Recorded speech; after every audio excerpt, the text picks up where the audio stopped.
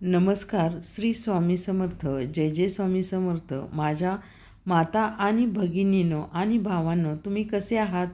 आशा करते तुम्ही सगळे मजेत असाल. आजचा दिवस खूप छान जावो, सुखाचा आणि आनंदाचा जावो, हीच स्वामींच्या चरणी प्रार्थना. आजच्या या नवीन व्हिडिओला सुरुवात करते. मंडळी, येत्या 25 जुलैला म्हणजे शनिवारी आलेली आहे वर्षभरातील सर्वात मोठी आषाढी एकादशी. आपण देवशयनी एकादशी म्हणून देखील ओळखतो. शास्त्रानुसार या दिवसापासून पवित्र चातुर्मासाची सुरुवात होते. म्हणून या तिथीला आपण हिंदू धर्मात अतिशय विशेष महत्त्व दिलेले आहे.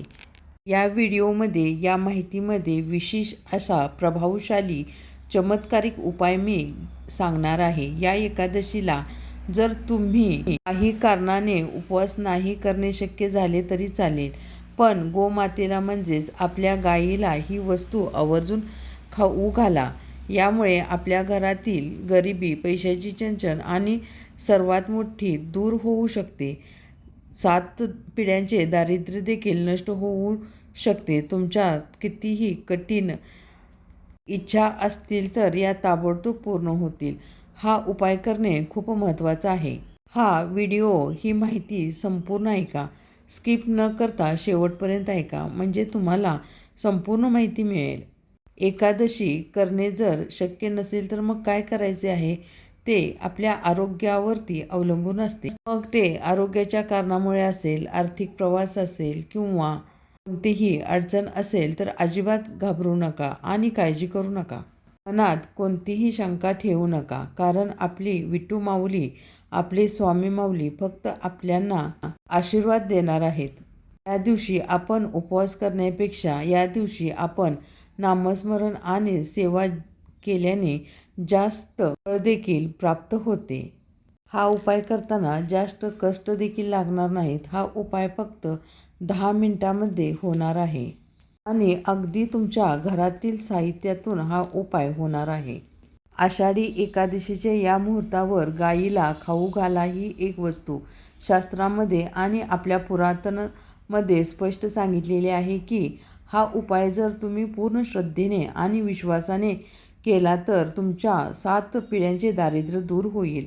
घरात जर पैसा टिकत नसेल, पैशाची आर्थिक चणचण भासत असेल किंवा एखादे काम तुमचे अनेक दिवसापासून अडकलेले असेल तर हा उपाय अचूक तुमच्यासाठी प्रभावशाली आहे.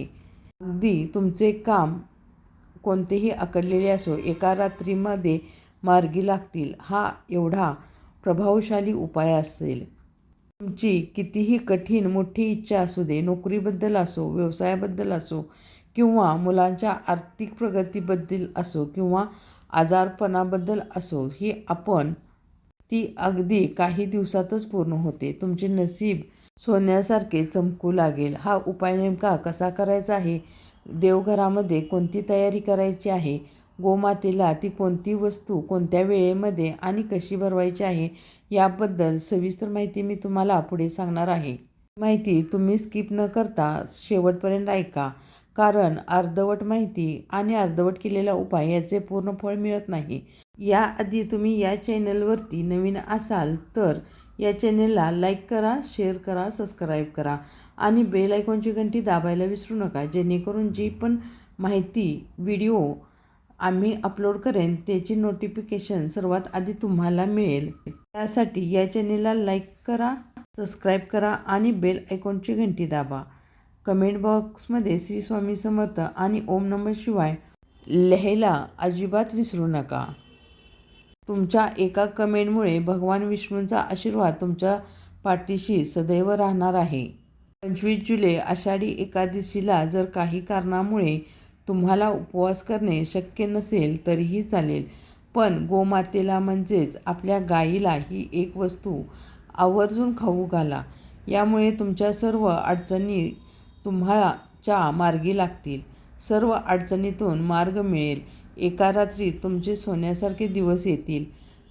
शास्त्रानुसार गायी ही रुद्रांची आई, 8 वसूंची कन्या आणि 12 आदित्यांची बहीण मानली गेली आहे. गायीच्या शरीरामध्ये 33 कोटी देवी देवतांचा वास असतो आणि गोसेवेने साक्षात स्वर्गप्राप्ती होते असे देखील शास्त्रामध्ये सांगितलेले आहे. विठुमाऊली हे भगवान विष्णूचे रूप आहेत. गायीची सेवा करण्याचे 100 पटीने फळ आपल्याला प्राप्त होत असते. हा उपाय नेमका कसा करायचा आहे, कोणत्या वेळेला करायचा आहे हे जाणून घेण्यासाठी ही माहिती संपूर्ण ऐका.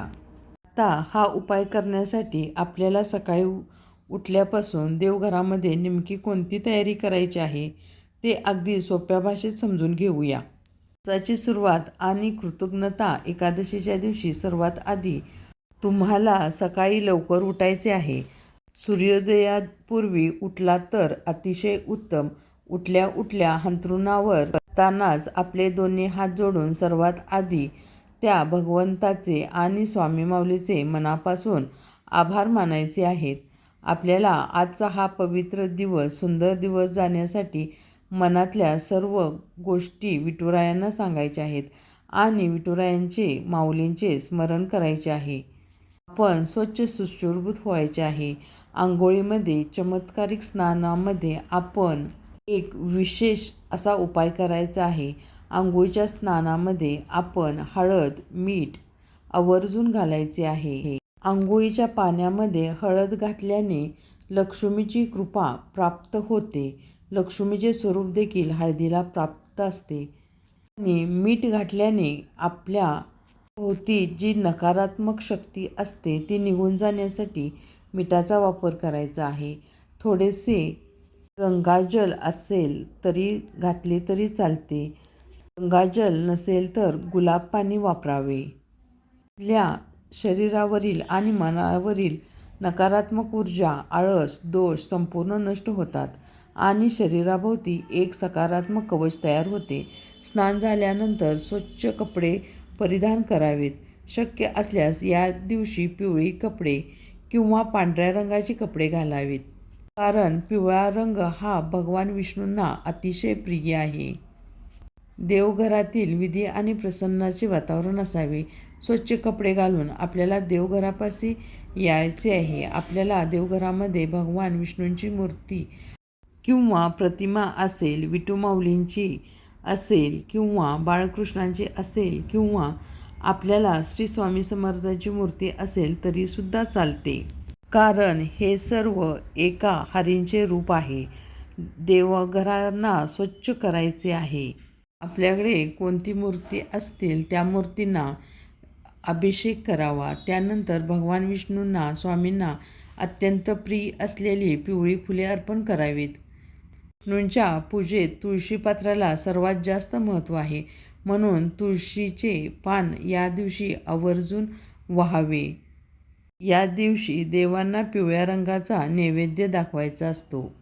मग तुम्ही या दिवशी पिवळ्या रंगाचा शिरा बनवू शकता, बुंदी चूरचे लाडू बनवू शकता, पेढा अर्पण करू शकता. काहीच नसेल तर गुळाचा खडा ठेवला तरीसुद्धा चालेल. यानंतर धूप, दीप, नैवेद्य, अगरबत्ती लावून देवघर अत्यंत सुगंधित करायचे आहे. जेव्हा देवघर प्रसन्न असते तेव्हा घरामध्ये लक्ष्मीचा वास होतो. या दिवशी देवाऱ्यामध्ये तुपाचे निरंजन लावायचे आहे. तर मंडळी, ही झाली सकाळची पूर्वतयारी. आता यानंतर मुख्य चमत्कारिक उपाय देवघरामध्ये कसा करायचा आहे ते आपण पाहूया. आता मुख्य उपायासाठी तुम्हाला काय करायचे आहे ते नीट समजून घ्या. हा उपाय करण्यासाठी आदल्या रात्री किंवा सकाळी थोडीशी चणा डाळ पाण्यामध्ये भिजत घाला. सर्वात प्रथम एका वाटीत थोडे कुंकू घालून, पाणी थोडेसे घालून गंध तयार करा आणि तुमच्या मुख्य दरवाजावरती एक छानसे स्वस्तिक काढा. त्याला हळदी कुंकू, अक्षदा, धूप, दीप लावून ओवाळावे. यानंतर देवघरासमोर एक पाट ठेवा आणि त्यावरती दीप प्रज्वलित करा. पाटावर विष्णूंची, विठ्ठलाची किंवा बाळकृष्णांची मूर्ती ठेवा. आता आपल्या घरातील 2 ताम्हणे किंवा 2 ताटे घ्यायची आहेत. दोन्ही ताटामध्ये वामध्ये स्वस्तिक काढायचे आहे. एका स्वस्तिक भगवान विष्णूंसाठी आणि दुसरे माता लक्ष्मींसाठी. स्वस्तिकाला मध्ये 4 बिंदू आणि बाजूला 2 रेषा नक्की द्या. हळदी कुंकू अक्षदा वहा. आत्ता दोन्ही स्वस्तिक बरोबर मधोमध एक एक गुळाचा खडा ठेवा. चणा डाळ भिजवलेली त्यावरती घालावी. दोन्ही ताटामध्ये थोडी थोडी साखर ठेवा आणि गुळाचा खडा ठेवा. तुळशीचे पान, तुळशीपत्र अर्पण करा. या साहित्यामध्ये धूप दीप ओवाळून घ्यावे. तेच शांत बसून ओम नमो भगवते वासुदेवाय नमः हा मंत्र 108 वेळा एक माळी जप करावा. पूजा आणि जप पूर्ण झाल्यानंतर एका ताटाच्या कलशात शुद्ध पाणी घ्यावे. त्यामध्ये थोडीशी हळद आणि जमल्यास अक्षदा घालाव्यात. थोडेसे गंगाजल घालावे. आता दोन्ही ताटामध्ये थोडासा गूळ घ्यायचा आहे, चणा डाळ घ्यायचा आहे, तुळशीपत्र एक वेगळ्या प्लेटमध्ये घ्यायचे आहे. सोबत हळदी कुंकू घ्यायचे आहे. गोमातेपाशी जाऊन गायीपाशी गेल्यानंतर सर्वात आधी कलशातील हळदीचे पाणी पायावरती प्रेमाने अर्पण करायचे आहे. गायीला हळदी कुंकू लावायचं आहे, नमस्कार करायचा आहे. आता जी भिजवलेली चणा डाळ आणि गूळ आहे ती तुमच्या उजव्या हाताच्या तळहातावरती घ्यावा आणि हा घास गायीला अर्पण करावा, चारावा. शास्त्रामध्ये असे सांगितले आहे की गायीला घास भरवताना जर जीभ तुमच्या त्वचेला किंवा तळहाताला स्पर्श केली तर तुमचे नशीब बदलण्यास सुरू होते. गाई मातेचा आशीर्वाद देखील प्राप्त होतो. मला जर भीती वाटत असेल तर तुम्ही एका हातामध्ये प्लेट घ्यायची आहे. प्लेट ती ठेवून नैवेद्य ठेवायचा आहे आणि हा नैवेद्य चारला तरी देखील चालू शकतो. आणि यानंतर गोमातेला स्पर्श करा.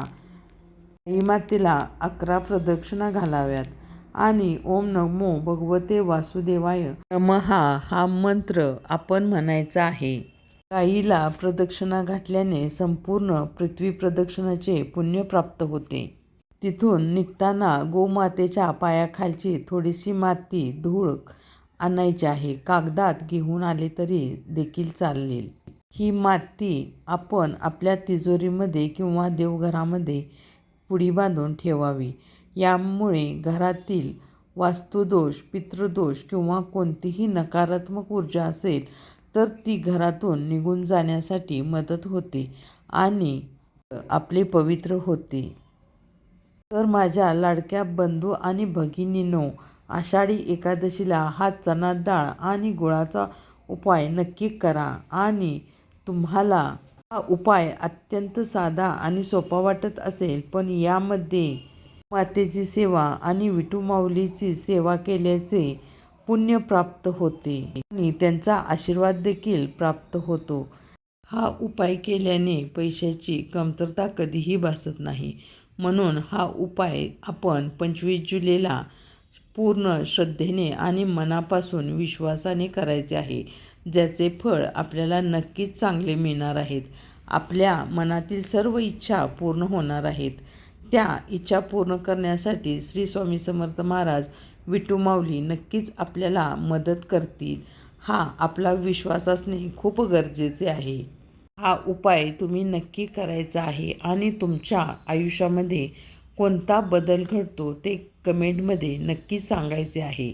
तीच नवनवीन माहिती व्हिडिओ पाहण्यासाठी या चॅनेलला लाईक करा, शेअर करा आणि कमेंट बॉक्समध्ये श्री स्वामी समर्थ जय हरी विठू माऊली लिहायला अजिबात विसरू नका.